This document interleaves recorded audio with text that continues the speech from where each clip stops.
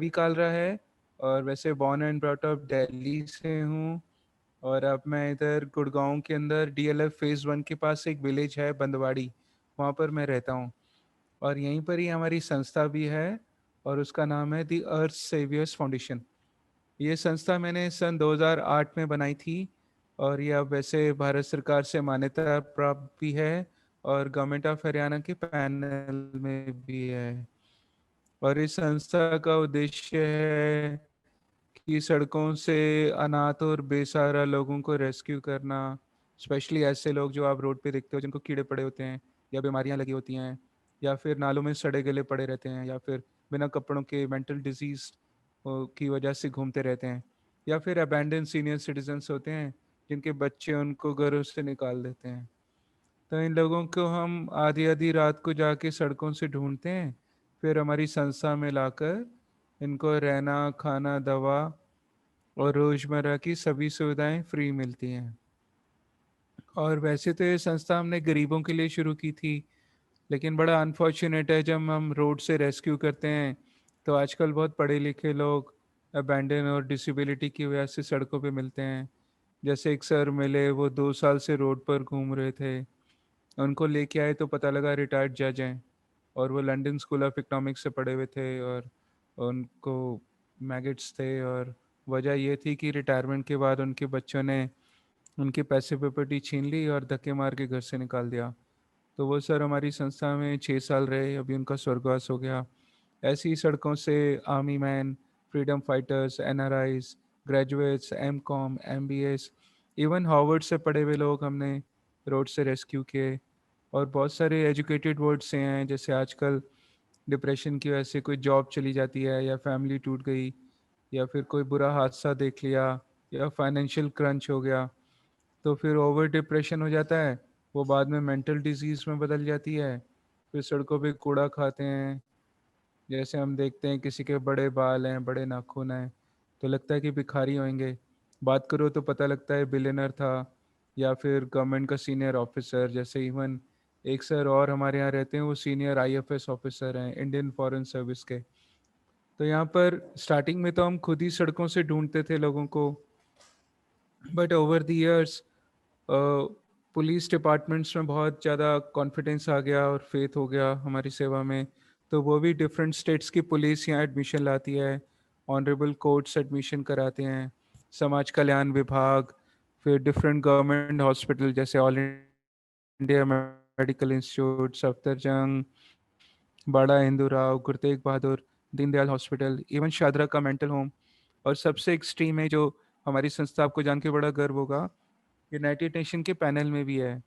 तो UNHCR, that stands for United nation high commissioner for refugees, उनके ब्याह पे हमारे यहाँ पर वॉर विक्टिम्स और एसाइलम सीकर्स को भी निरंतर एडमिशन कराया जाता है। अभी भी एक कैनेडियन लेडी को कोविड अपने 19 के डेज में यहाँ 4 महीने पहले एडमिशन कराया गया। एक सोमालियन, नाइजीरियन, एक सूडानी, अफ्रीकन, ये अपना अफ़गानिस्तान से एक ईरानियन, वो भी यहाँ परमानेंट रह रहे हैं, जो इंडिया में किसी कारणवश आए, अब मेंटल डिजीज़ हो गई, अब उनको कोई सहारा नहीं है, पासपोर्ट भी नहीं है और उनकी गवर्नमेंट उनको असमर्थ है वापस लाने में, तो वो हमारे ही रहते हैं। तो ऐसे लोगों की यहाँ केयर होती है।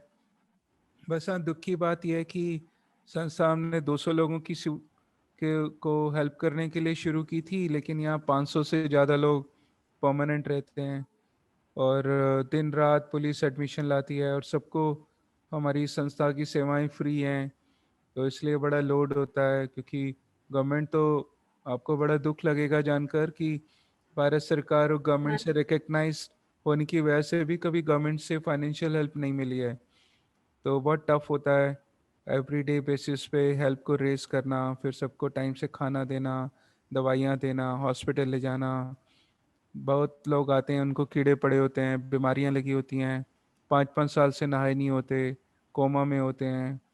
और रेप विक्टिम गर्ल्स हैं बहुत सारी यहाँ, जिनको पुलिस लाई, अब्यूज्ड हैं, डिप्रेशन में हैं, 8-8 साल से दीवारें ही देख रही हैं। अभी जो 500 लोग यहाँ परमानेंट रहते हैं, उसमें 100 लोग ऐसे हैं जिनको मैगट्स होने की वजह से और गैंग्रीन की वजह से हमने उनके हाथ पैर कटवा दिए। तो उनके डाइपर्स हम हाथों से चेंज करते हैं, उनके यूरिन स्टूल क्लीन करते हैं। और इनकी सेवा पे 200 एम्प्लॉयज़ हैं जो परमानेंट पेरोल पर हैं। उनमें doctors, nurses, attendants, कुक्स, back office, fund raising staff, क्योंकि बिना फंड के तो संस्था चला ही नहीं सकते हम, एक दिन भी सरवाइव नहीं कर सकते। और फिर पुलिस मैटर्स के लिए team, hospital coordinations, court matters के लिए टीम। तो बहुत जिम्मेवारी होती है डे एंड नाइट। तो हमें बड़ी नीड है कि लोग ऐसी सेवाओं को समझें और हमारी संस्था की भी हेल्प करें। और आपको जान के ये भी गर्व होगा कि ओवर द ईयर्स अब हमारी संस्था जैसे गवर्नमेंट के पैनल में तो है ही है, और अंडर CSR भी हम एलिजिबल हैं। तो कुछ कॉरपोरेट कंपनीज के भी काफ़ी सेंटिमेंट्स डेवलप हो गए, वो भी निरंतर हेल्प करते हैं, बट यहाँ हेल्प की बहुत नीड रहती है। तो हम चाहते हैं कि लोग आके यहाँ सेवा करें, जो गरीब लोग यहाँ रहते हैं उनके दुख दर्द दूर करो, उनकी काउंसलिंग करो, उनको जीने का सहारा दो। और सबसे बड़ी हेल्प जो लोग हमारी कर सकते हैं वो ये है कि भगवान नहीं करे आपको कोई बेसहारा रोड पर मिल जाए जिसको कीड़े पड़े हैं या पागल है या बिना कपड़ों के घूम रहा है, तो उसको ओवर इग्नोर नहीं करो, उसको हमारी जैसी संस्थाओं में एडमिशन करा दो कि कम से कम कोई रोड पे मरने से तो बच जाए। ऐसे 12 सालों में हम, आपको जान के बड़ा अटपटा लगेगा, अभी तक हम थाउजेंड्स मतलब मोर देन 60,000 लोगों को हम अपनी सेवाएं दे चुके हैं, उनको रेस्क्यू कर चुके हैं, उनको रिहेबिलिटेट कर चुके हैं। वैसे हमारी संस्था में डेथ टोल बहुत हाई है, एवरी वीक रूटीन में 8 to 10 डेथ्स हो जाती हैं।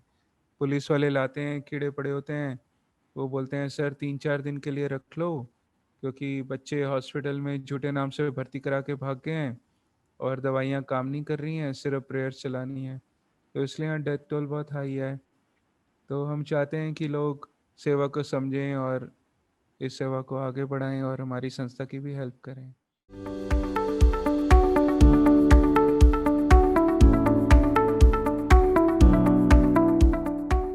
ऐसे कोई रिटर्न में एग्रीमेंट तो नहीं है MOU किसी ऑर्गेनाइजेशन के साथ, बट हाँ ओवर द इयर्स, ये ओके। लॉकडाउन से पहले गवर्नमेंट की जो सिविल हॉस्पिटल गुरुग्राम है उनकी टीम आती थी, ऑल इंडिया मेडिकल इंस्टीट्यूट से डॉक्टर्स रूटीन में आते थे, और कई बार मेडिकल कैंप्स लगते रहे हैं।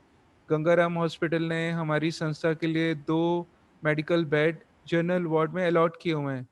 जब उनको ये कंफर्म हो जाए कि पेशेंट हमारी संस्था से ही है तो कोई पैसे नहीं लेते हैं, हमारे पेशेंट को डायरेक्ट स्पॉट एडमिशन मिल जाता है। Similarly all India medical institute में भी और सफ्दरजंग से भी, वो तो हमारा बार्टर सिस्टम टाई अप है, क्योंकि वहाँ से भी बहुत अबैंडन और डिसेबल लोगों को हमारी संस्था में निरंतर अच्छा। एवरीडे बेसिस पे ट्रांसफ़र करते हैं। तो हम भी कोई पेशेंट भेजते हैं तो वो ग्रेसफुली एडमिट कर लेते हैं। बट हाँ फिर भी हम मेडिकली सिक्योर्ड नहीं हैं, क्योंकि यहाँ पर लोग जैसे मान लो हॉस्पिटल में ले गए, अब वो OPD केस हो गया कि गला हुआ है, कीड़े पड़े हुए हैं, उन्होंने तो हाथ पैर काट दिए, लेकिन संभालना तो हम नहीं है। उसको यूरिन पाइप भी रोज चेंज करना है, फिर उसके बैक सोर्स बेड सोर्स नहीं हो जाए उसका भी ध्यान रखना है, उसको दवाई भी देनी है। कैंसर पेशेंट्स हैं यहाँ, TB पेशेंट्स हैं। लॉकडाउन के दिनों में हमारी जान निकली हुई थी, निरंतर कोरोना पेशेंट्स को पुलिस यहाँ पर ला रही थी, और बहुत बार तो लोग गेट पे पटक के भाग जाते थे कोविड पेशेंट्स को, तो बड़ा बुरा हाल था यहाँ पर। फिर हमने अपने स्टाफ को समझाया, फिर वो कोई घर ही नहीं गया, 4 महीने तक सबने परमानेंट ड्यूटी थी यहाँ पर डे एंड नाइट की। तो मेडिकली हम सिक्योर नहीं है, बट हाँ फिर भी एक एवरेज जोन से ऊपर है यहाँ का success rate.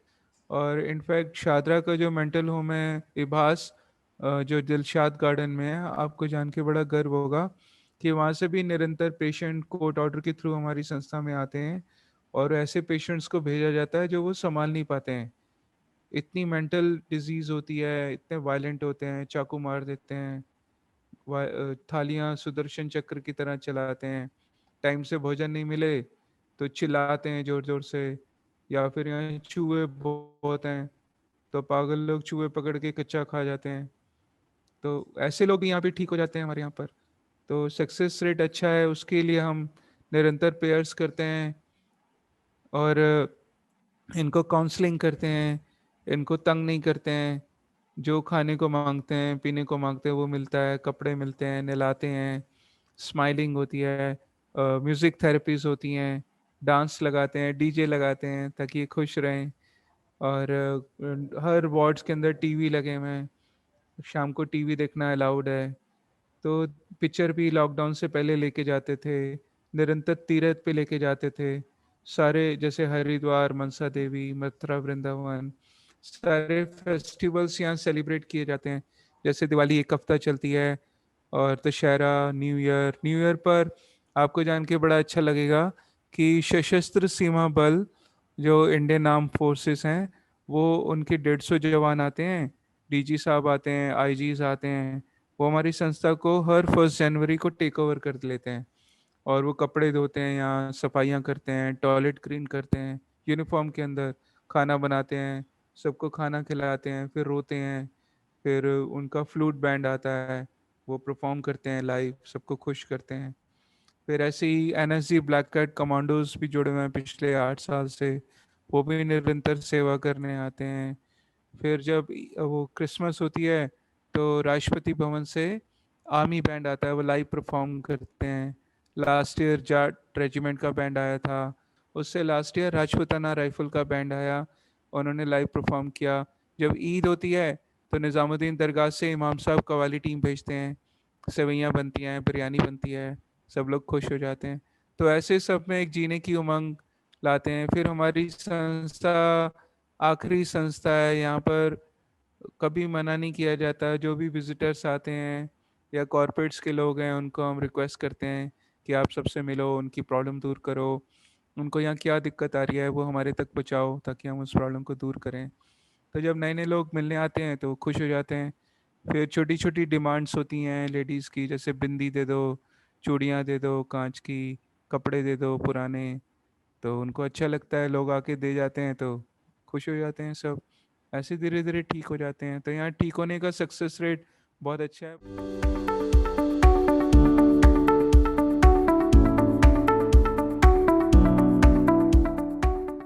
But it's not easy, बहुत टफ है। कॉर्पोरेट से हेल्प लेना बहुत टफ है। उनके साथ ये भी दिक्कत आती है कि इस बार 1 साल उन्होंने हेल्प की तो अगले साल उनको दूसरे एनजीओ के साथ एक्सपीरियंस चाहिए। फिर कमेटीज होती हैं, बोर्ड मेंबर्स होते हैं, तो 2 बोर्ड मेंबर बोलते हैं यहाँ हेल्प करो, 2 बोलते हैं नहीं दूसरी जगह जाओ। फिर यहाँ आते ही कॉर्पोरेट वाले डर जाते हैं क्योंकि इतनी वायलेंस है यहाँ, इजी नहीं है, बहुत स्टिंकिंग स्मेल है। तो उन तक राइट मैसेज पहुँचाना हमारे लिए बड़ा मुश्किल होता है। बट फिर भी चल रहा है, ऐसी बात नहीं है। कुछ ऑर्गेनाइजेशन ने बड़ा अच्छा प्लेज किया हुआ है, जैसे एक वो इंडिगो एयरलाइंस की अगर बात करें, उन्होंने प्लेज किया हुआ है कि उनके जितने भी ट्रेनीज होते हैं उनको कंपलसरी है, उनको मिनिमम 1 और 2 आवर्स की फिजिकल प्रेजेंस देकर यहाँ पर वॉलेंटरली सेवाएं देना कंपलसरी है। तो लॉकडाउन से पहले तो उनकी फ्लीट्स ऑफ कार्स यहाँ आती थी, और 100 150 एम्प्लॉयज़ आते थे ट्रेनीज, और रोते थे, सेवा करते थे और खुश होते थे।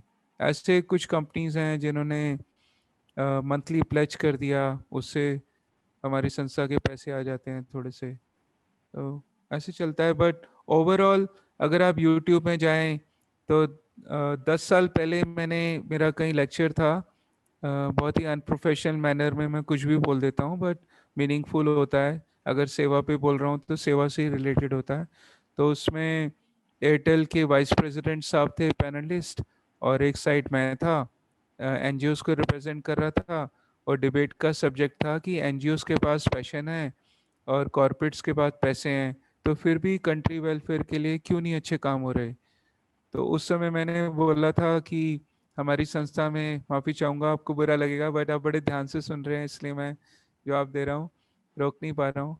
उस समय मैंने 10 साल पहले बोला था कि हमारी संस्था में भगवान जी भी पिघल गए और पत्थर भी पिघल गए, लेकिन कॉरपोरेट कभी नहीं पिघले। लेकिन अब पिछले कई सालों से मेरी स्टेटमेंट बिल्कुल ऑपोजिट है, और मैं बताता हूँ कि कॉरपोरेट ने इतना चेंज लाया है, हमारी सेवा को समझा, अपने वो टैग को उन्होंने रिस्ट पे डाल दिया हमारी सपोर्ट करने के लिए। तो हम इतनी सेवा आज कर पा रहे हैं, नहीं तो हम नहीं कर सकते थे। पॉसिबल ही नहीं था ये सेवा करना, क्योंकि इतना खर्चा है, रोज का खर्चा लाखों में है। अब इतने रुपए कहाँ से लाएं। पब्लिक से तो बार बार मांग नहीं सकते, पब्लिक का बजट भी नहीं होता, वो तो अपने सेंटिमेंट्स के हिसाब से हेल्प करते हैं। किसी का क्रियाक्रम है, किसी का बर्थडे है, एनिवर्सरी है, तो वो आके हेल्प कर जाते हैं, छोटी बड़ी।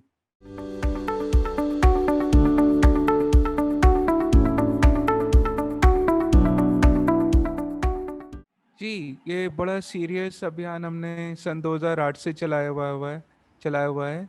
और हमारे पर्सनल जो फंडिंग कह लीजिए या सोर्सेज हैं, उससे अगर मल्टीप्लाई रिजल्ट देखें तो ये हमारी नज़र में तो 1000% सक्सेसफुल है और बहुत अच्छे रिजल्ट्स आए हैं। बट फॉर श्योर इतनी बड़ी कंट्री है, इतने लोग हैं और हम सब लोग इतने ढीठ हैं कि हॉर्न बजाना ही बजाना है, हम उसकी वैल्यू ही नहीं समझते हैं। तो वो कई जन्म लगेंगे अभी। बट हाँ, हमने अपना रोल प्ले किया, लोगों को समझाया। और मैं सारे डिपार्टमेंट्स में गया ओवर द इयर्स, जैसे pollution control board, CM office, और कमिश्नर ऑफ पुलिस, फिर ट्रैफिक पुलिस कमिश्नर, फिर ministry of environment and forest, सारे एनजीटी, सारे कंसर्न डिपार्टमेंट्स को मैंने लिखा और उनको बताया कि हमारी कंट्री की कितनी बेइज्जती होती है, लोग बिना वजह से इतना हॉर्न बजाते हैं।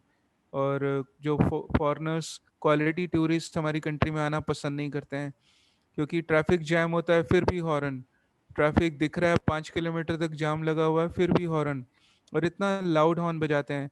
रेजिडेंशियल एरिया में भी हॉर्न, मंदिर मस्जिद के पास भी हॉर्न बजाते हैं। इवन पार्किंग लॉट जो होते हैं ना हॉस्पिटल्स के, वहाँ पे भी हॉर्न बजाते हैं। ये भी नहीं शर्म खाते हम लोग कि पेशेंट अंदर आराम कर रहा है, उसको तो थोड़ा रेस्ट देते हो, हॉर्न बजाने की क्या जरूरत है? 2 मिनट लेट ही हो जाओगे, 2 मिनट 10 मिनट पहले ही चल लो घर से। तो ये इतना सिकनेस वाला, जब मैं सब्जेक्ट पे बात करता हूँ तो मैं बड़ा विचलित हो जाता हूँ, मेरे को आंसर समझ नहीं आता। तो इसी शैली में मैंने डू नॉट हॉन्ग का एक स्लोगन लिखा। डू नॉट हॉन्ग को गाड़ियों के बम्पर्स पे लगाने शुरू किए, और आप हैरान हो जाओगे, अभी तक तो हम खैर वर्ल्ड रिकॉर्ड बना चुके हैं। लाखों गाड़ियों के पीछे वो स्टिकर्स हमने लगाए हैं। रैपिड एक्शन फोर्स, बीएसएफ, सशस्त्र सीमा बल एंड पुलिस कमांडोज के साथ मिलके हमने पूरी इंडिया में डिफरेंट अभियान किए उनकी टीम्स के साथ। और भारत सरकार को मनाया। कॉमनवेल्थ गेम्स के दिनों में 2010 में प्रेशर हॉर्न बजाती थी ब्लू लाइन बसेस, अगर आपको याद हो। आधी बल्कि डीटीसी बसेस, आधे मीटर में दिक्कत होती थी तो आधी दिल्ली सुनती थी, इतने लाउड हॉर्न थे। तो हमने पब्लिक इंटरेस्ट लिटिगेशन डाली, उस प्रेयर्स को एक्सेप्ट किया गया, और सारी डीटीसी बसेस से लाउड प्रेशर हॉर्न्स निकाल के लो डेंसिटी के हॉर्न लगवाए गए। तो उसका श्रेय भी हमारे स्टाफ को जाता है, उन्होंने बड़ी मेहनत की। फिर हमने एक बड़ा वायलेंट स्लोगन भी लिखा कि कुत्ता भी बिना वजह नहीं भौंकता। जबकि मेरा इंटरेस्ट ये नहीं था कि लोगों को गाली देना है, बट एक सब्जेक्ट को डिबेट में लाना था कि क्यों हॉर्न बजाते हो, या इमरजेंसी के लिए जब कुत्ता भी नहीं भौंकता बिना वजह तो हम क्यों हॉर्न बजाते हैं। तो वो बड़ा हिट भी हुआ, बहुत गालियां भी पड़ी, लेकिन बहुत लोगों ने ईमेल भी किए कि सर ये स्लोगन दे दो, हम अब बड़े परेशान हो गए हैं, इतने हॉर्न बजते हैं, हमारा काम में मन नहीं लगता है, नींद नहीं आती, किसी को चिड़चिड़ापन हो रहा है, कोई बेइज्जती हो रही है कंट्री की। तो लोगों ने अप्रिशिएट भी बहुत किया। तो जितने जैसे ही हमारे पास थोड़ी बहुत पिगी बैंक में पैसे जमा होते हैं, फिर हम स्टिकर्स बनवा लेते हैं, फिर कोई अभियान कर लेते हैं। तो ऐसे चलता रहता है।